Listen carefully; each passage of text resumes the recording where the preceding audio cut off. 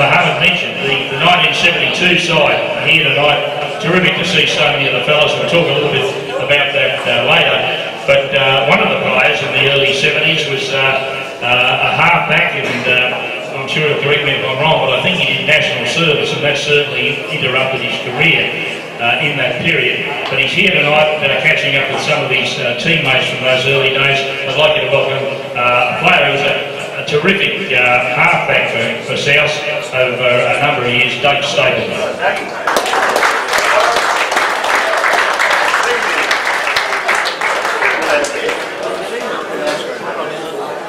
Doug, always good to see you, and I know that we just talked before, your dad, Jack Stapleton, about 3 years ago, Northern Suburbs in Brisbane had their 75th anniversary. No one can rival South, of course, for longevity, but they had their 75th anniversary and they inducted 10 legends at the club. And like South, North have had some wonderful players, coaches like Bobby Bax. But a gentleman called Jack Stapleton was inducted as one of the 10 legends, and he was the father of Doug Stapleton.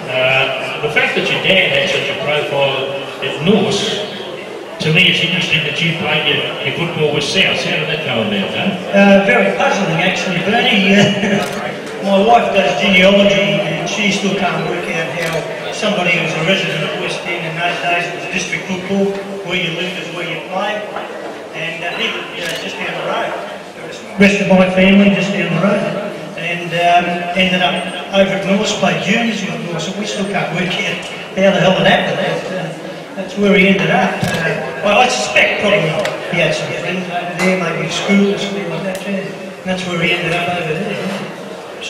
Did you play all your junior football with South and came into grade, the traditional career path?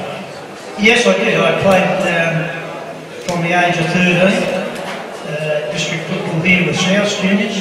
Then I joined the army at 17 and had 6 years in the military, and then came back and played senior football with South. Now you were picked for Queensland in 1970 as a 21-year-old, and you were picked as a 5'8", not a halfback. It was a Queensland team which really didn't have a lot of, I think there were 2 players who played test football. You played New South Wales at the exhibition ground. They had a team chock full of test players. You had a great day, Lou. Can you tell us a little bit about that game? Because Queensland actually won the match. Great upset. Yeah, we did win it actually.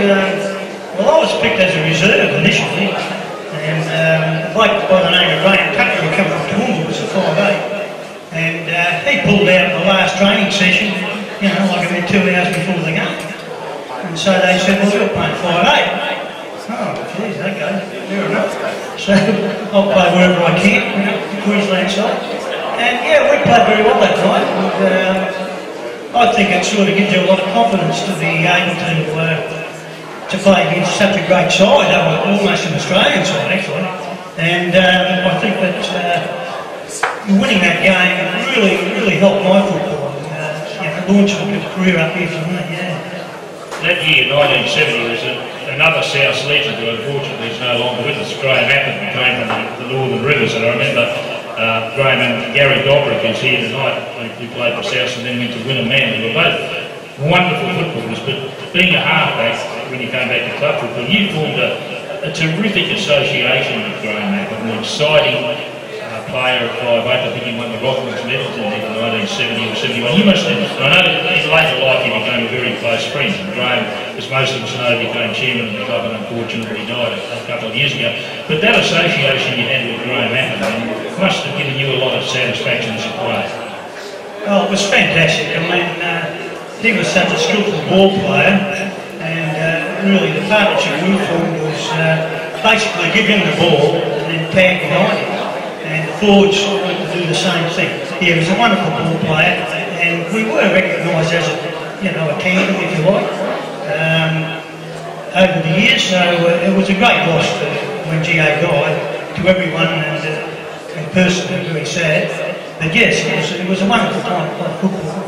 Finally catching up with these guys from 1972. Have you kept in contact with any of the fellas over the years? I've run into Eamon a few times, Saley, unfortunately at funerals, which is the best place to run into or keep contact with them, but that's the way of life, I suppose. But it's great to see a couple of them here tonight, and I just can't understand. Vola tells me that Eamon's going back. I said to Vola, why are you going back to Fiji? You've been there 42 years. And why is Eamon going back? And he said, oh, he's a chief over there. He has all the woman he wants. He has all the money. He has all the man. Wouldn't you go back? I said, yes. Doug, it's great seeing you. Enjoy the rest of the night. I know you've got a lot of catching up to do over there. It's always terrific having a yarn there, and you're still looking pretty fit and well. So Doug Stapleton, who played half-back and by race the police team. Team that actually won 16-15, the quick back over the exhibition round. The New South Wales side that included other people like Bobby McCarthy and Bob Cook and people like that. We keep it moving along, not too much further to go. But the gentleman here who was a really big force in rugby league and in Queensland for many, many years, who's an outstanding player for South First and then Brothers. He was patron of this club from 1971 to 1984. And of course, that was the period they won that terrific 1981 grand final in the last minute over Redcliffe, ruined Arthur Beech's send-off with Mick Reardon scoring a try in the corner right on the death. And he was one of the inaugural directors of the Brisbane Broncos. I'd like you to welcome Gary Bolton.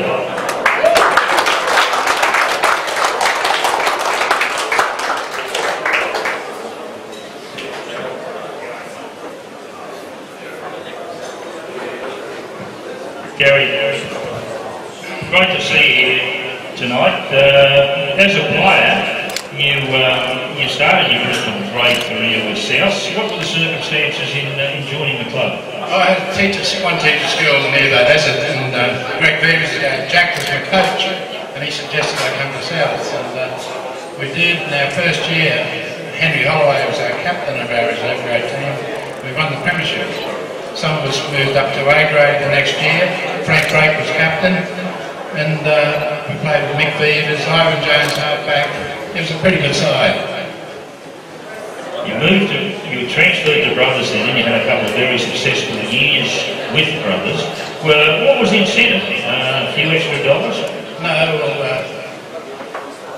in retrospect, I do wish I'd have stayed with South. They made the grand final the next year. And Frank Drake had to play centre, out of position. But nevertheless,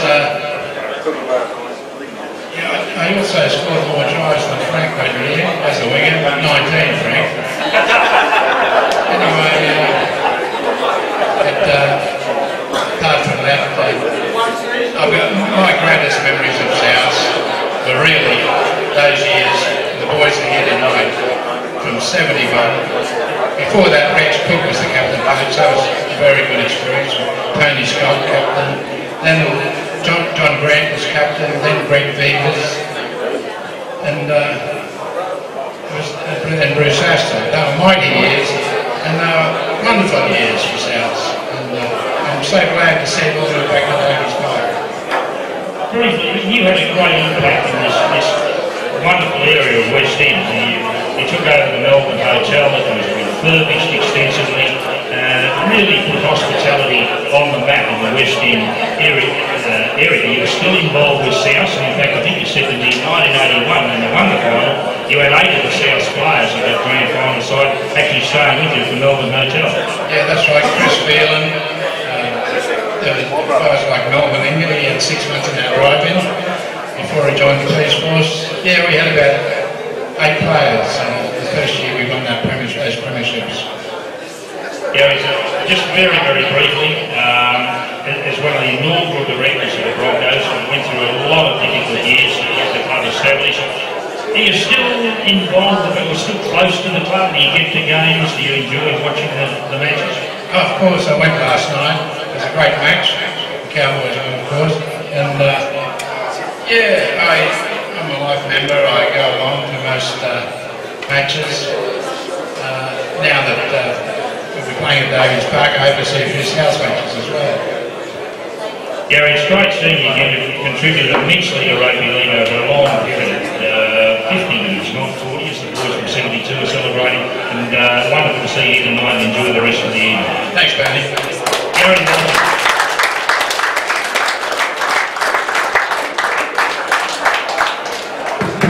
ladies and gentlemen, I mentioned this particular gentleman earlier, but it's a real pleasure to have him here tonight to launch the season.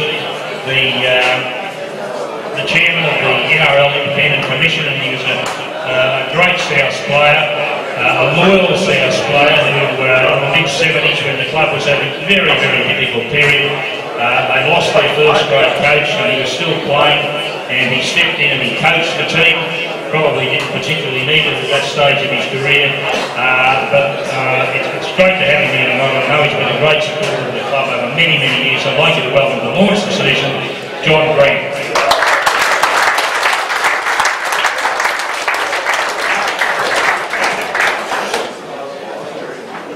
John, I asked you before, I mentioned so they mark politicians, or ask politicians how's the first 100 days been.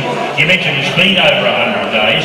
How have you found it? Because for us on the ground of grassroots football, it would seem that the pace, the confronting issues at the highest level of the game would be immensely demanding. How's it been?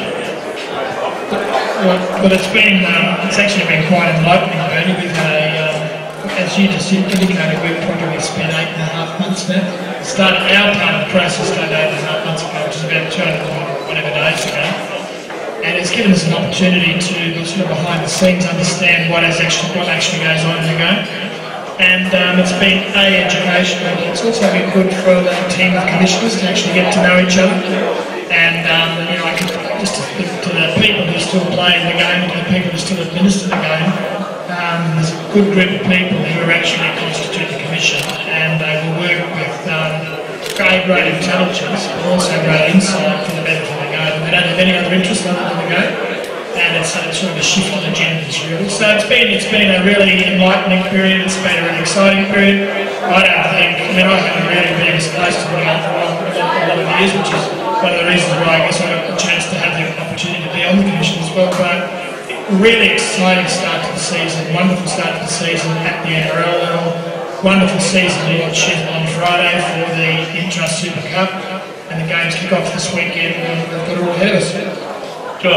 I guess a question that many people in the room and people who've been involved in the game for a long time would ask is that the game, perhaps since the Super League bust-up, has been neglected somewhat at grassroots level. I know there's only so much in the big pot.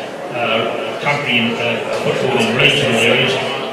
Is the Commission conscious of grassroots football and the issues facing grassroots football?